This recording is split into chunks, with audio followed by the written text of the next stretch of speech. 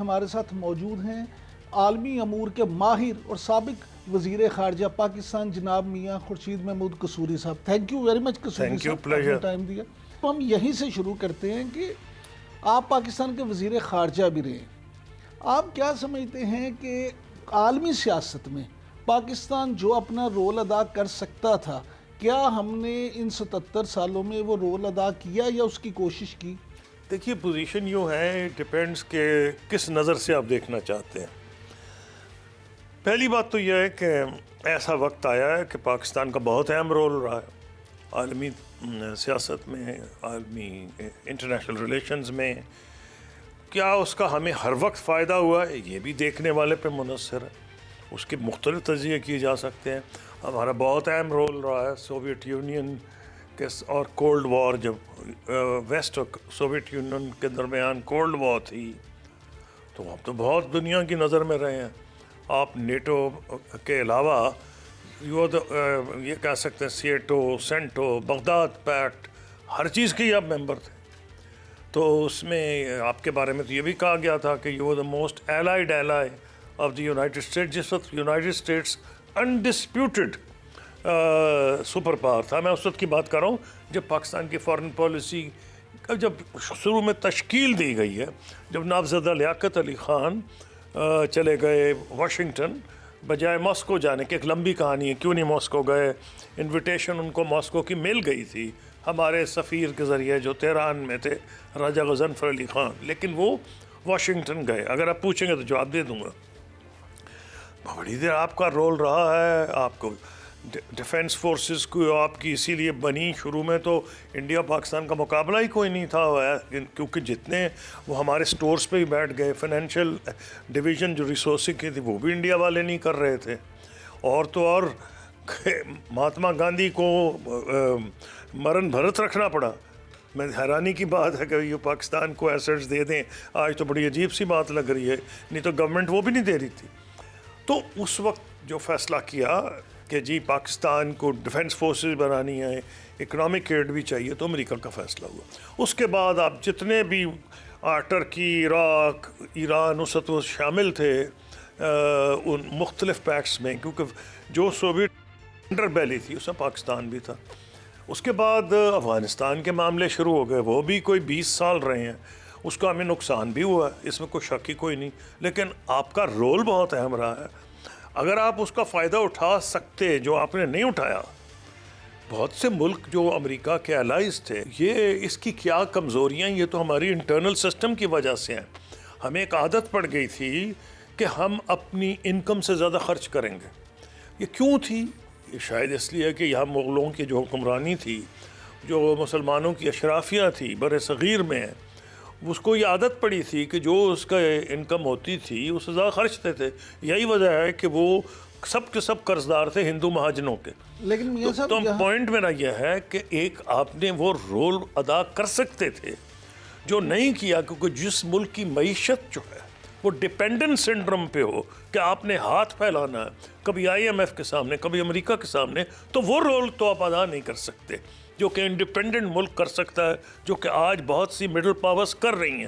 اور انشاءاللہ اگر 4-5 سال آپ کے اچھے گزرے آپ واپس وہاں آ جائیں گے. کیونکہ جب میں فارن منسٹر تھا تو آپ حیران ہوں گے. اب آج تم بلیو نہیں کیا جا سکتا کہ اکانومی 8.6% پہ گرو کر رہی تھی، چائنا 9.2 پہ تھا. Second highest growth rate Pakistan کا تھا.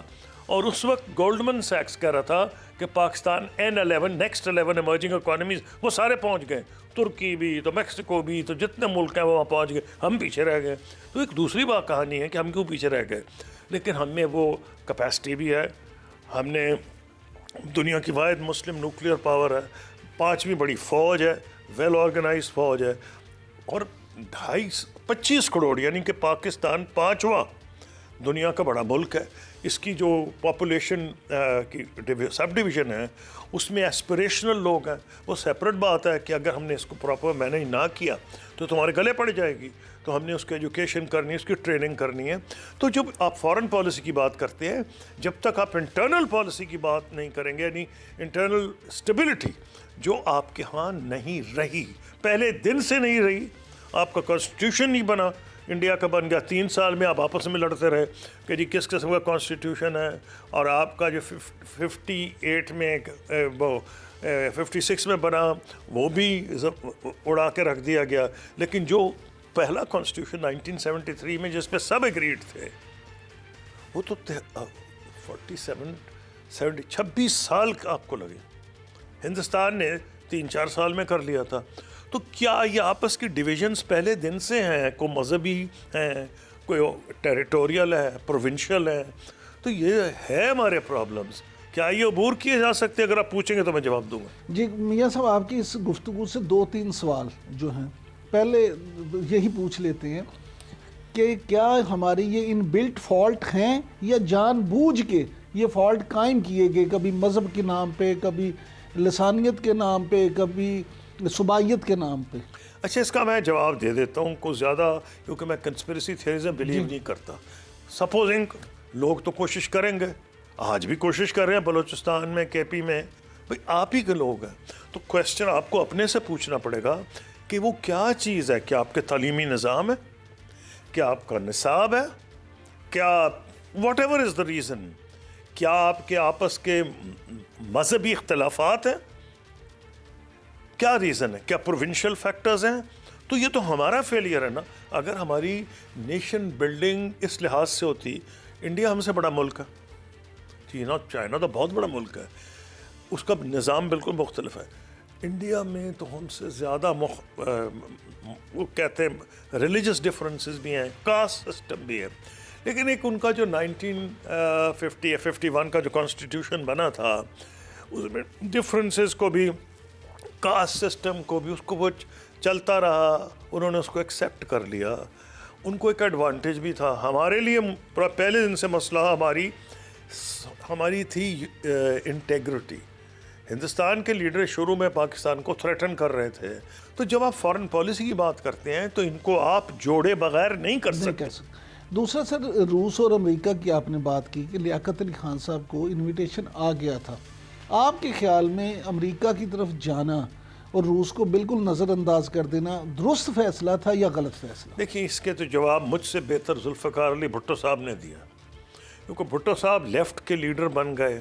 وہ اپنے آپ کو سوشلسٹ بھی کہتے تھے, اور جب ان کی پیپلز پارٹی انہوں نے اس بنیاد پر رکھی تھی, سوشلزم کی بنیاد پر رکھی تھی. وہ بھٹو صاحب خود کنسیڈ کر رہے ہیں, اور میں نے اس کتاب میں ریفرنس دیا ہے کہ نوابزادہ لیاقت علی خان کا یہ فیصلہ اس وقت درست تھا. اور ریزن کیا وہ دے رہے ہیں, پاکستان کو درکار تھی اپنی فوج بنانی اور اپنی معیشت بنانی. یا آپ کہہ دیں معیشت بنانی ہے, فوج بنانی, وہ دوسری بات ہے کہ ہمارے کیس میں فوج بنانی, معیشت بنانی, جس طرح چاہے. ہمارے پاس فوج بھی نہیں تھی, معیشت بھی ہماری برا, فوج تو تھی, ٹرینڈ آرمی تھی, لیکن اس کو ہتھیار کوئی نہیں تھے, ہتھیار بہت پرانی طرز کے تھے. تو اس کے لیے آپ نے آپشن آپ کو تھا ماسکو جائیں. آپ نے فیصلہ کیا کہ آپ وہاں جائیں گے, لیکن یہ اکیلا فیکٹر نہیں تھا. اس وقت یہ تھا کہ پنڈت نہرو جو تھے ہندوستان کے پہلے وزیر اعظم, وہ تھے فیبین سوشلسٹ. ان کے جو ڈیفنس منسٹر تھے کرشنا مینن, وہ تھے کمیونسٹ. ان دونوں کے communist party of Soviet union کے ساتھ بہت اچھے تعلقات تھے پاکستان بننے سے پہلے, ہندوستان بٹوارے سے پہلے, کیونکہ یہ سوشلسٹ رجحانات کے حامل افراد تھے. یہاں یہ بھی ڈر تھا کہ جی اگر سوویت یونین ہمیشہ انڈیا کو پریفر کرے گا, کیونکہ وہاں کی جو لیڈرشپ ہے زیادہ لیفٹ یا سوشلسٹ رجحانات کی, تو ایک اس میں یہ فیکٹر تھا. تو میں یہ سمجھتا ہوں کہ پھر انہوں نے جو بھٹو صاحب نے دلیل دی کہ ہمیں اگر اکنامک ایڈ کی ضرورت تھی, وہ روس نہیں دے سکتا تھا. روس کی فوج پاورفل تھی, لیکن روس ہم کو بہت ڈیولپ ملک نہیں تھا اکنامکلی. تو یہ دلائل انہوں نے دیے. میرے خیال ہے اس میں کافی وزن ہے کہ کیا اس میں کہنا کہ اچھا یا برا, یہ جو ڈپینڈ کرتا ہے آپ کے حالات